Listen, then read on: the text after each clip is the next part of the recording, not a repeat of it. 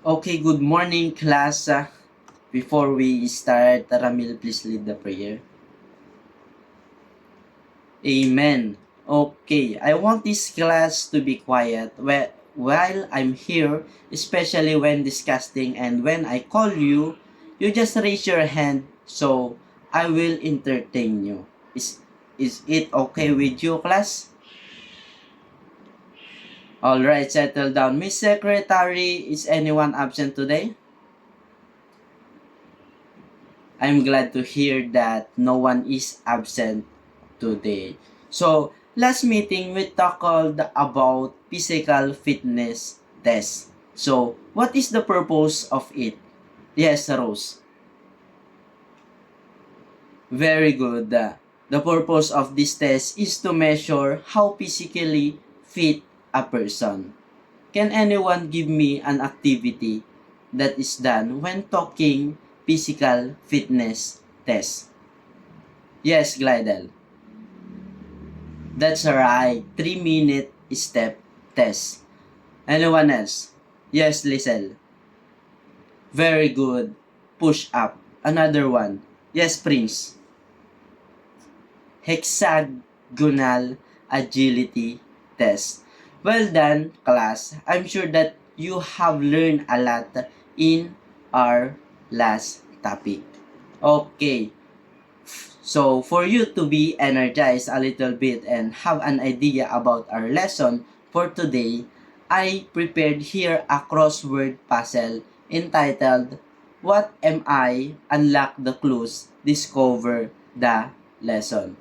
Solve the crossword puzzle by answering the clues correctly. Read each statement closely and identify what is suggested by each statement. Okay, so number one, I am a three-letter word you use to catch fish. What am I?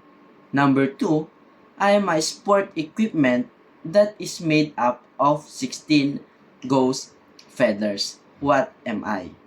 Number three, I am a place where justice prevails.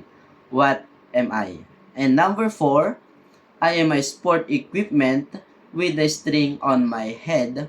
What am I? Okay, consider all your answers to the four items. What B is a sport that uses a racket?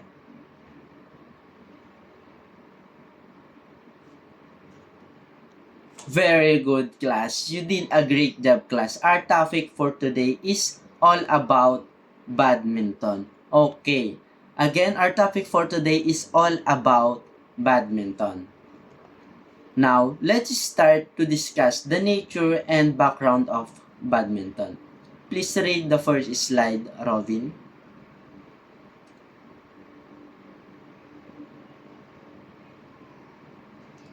That's right. Thank you, Robin. Badminton was called Pona during the 17th century. Okay. Next slide. Please read. Rosel.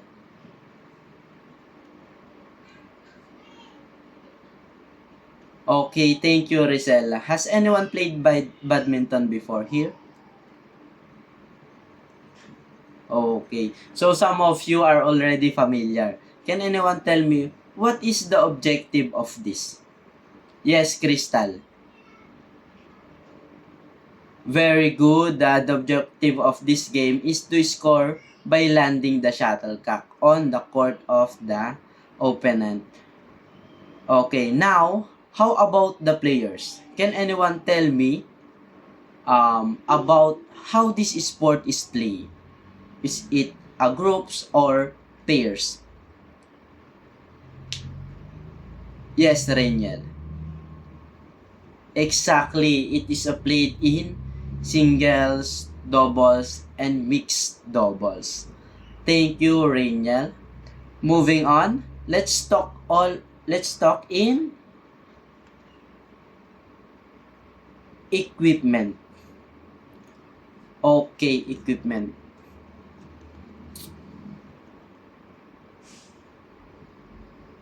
Can anyone tell me what's seen in the picture? Yes, Llewellyn.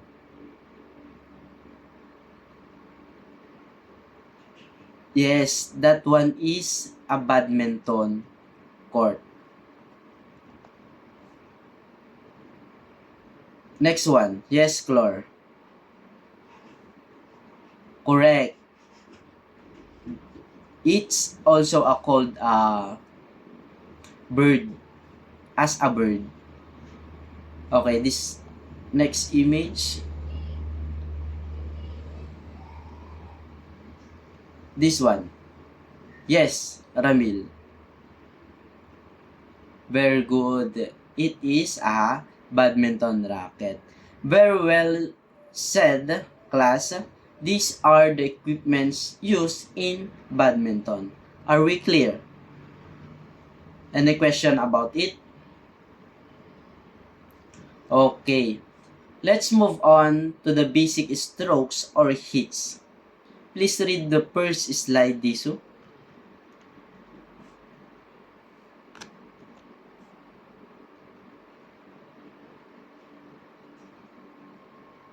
Thank you, Disu. Clear. So, it is a overhead defensive shot from your baseline to the opponents. It also the most fundamental shot in badminton. Do you understand? Okay, next slide. Please read, Yuri.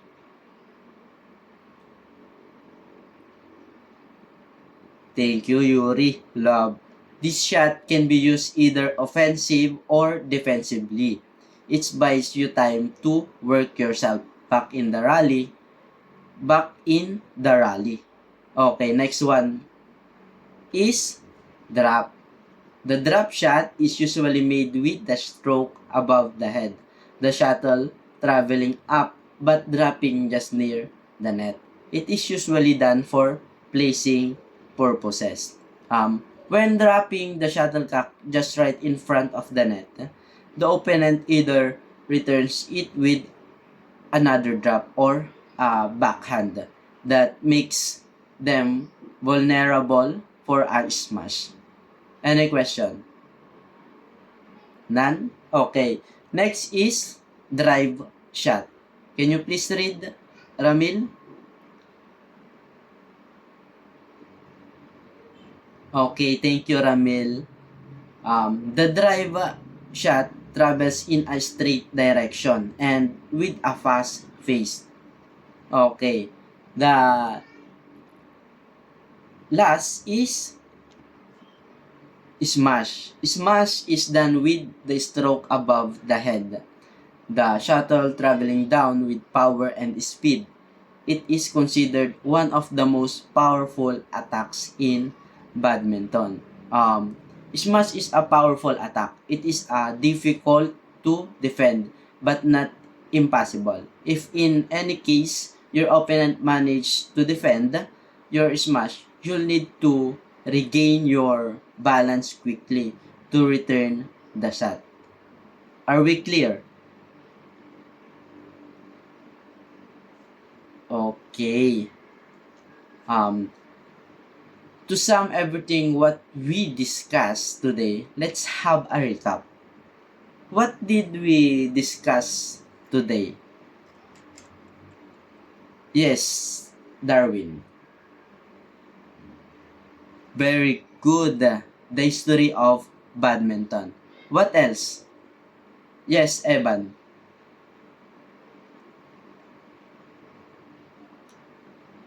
Correct. The equipments and basic shot. So, what was the badminton called before? Yes, Yuri. Very good, Pona. And what are the three equipments of badminton? Yes, Lisel.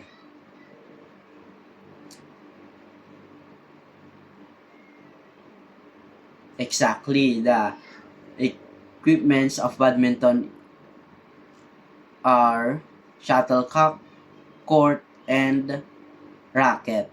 How about give me a type of hit?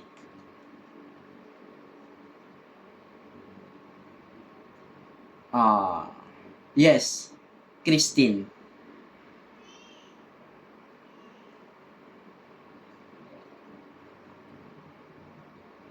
Very good. Smash. It travels down and it's done with a lot of force and power. You really listened. You really listened well to our lesson for today. Okay. For your assignment, please bring me. Please get. Okay. Please get one whole sheet of paper for this. Okay. Okay. For your assessment, read each question carefully before answering. Choose the best answer for multiple choice question. Okay, for multiple choice, 1 point each. Are you ready? Number 1, badminton is believed to have originated in which country? A. England, B. China, C. India, and D. Japan.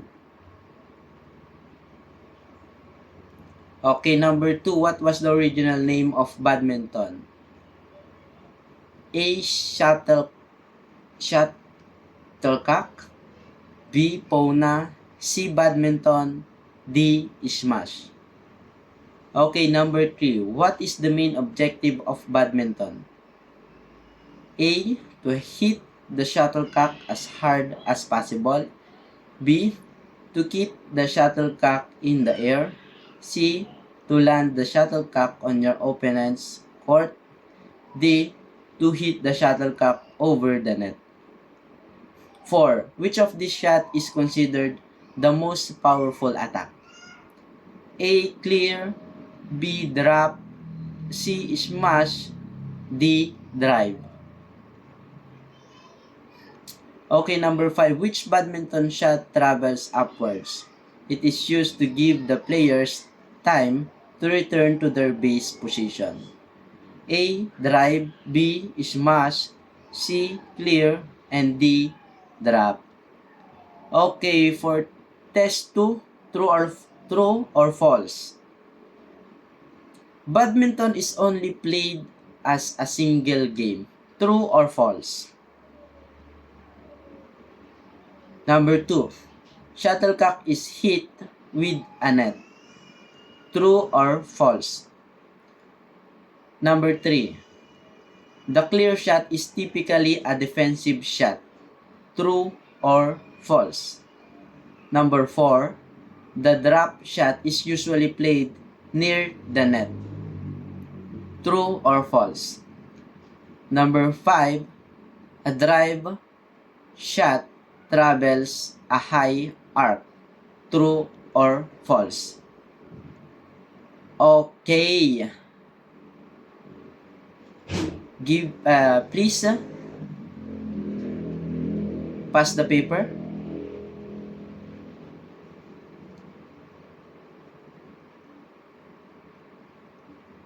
Okay, for your assignment, bring badminton equipments for the application of basic skills in playing badminton. Due to next meeting. Okay, thank you, class. Goodbye, class. See you on next meeting.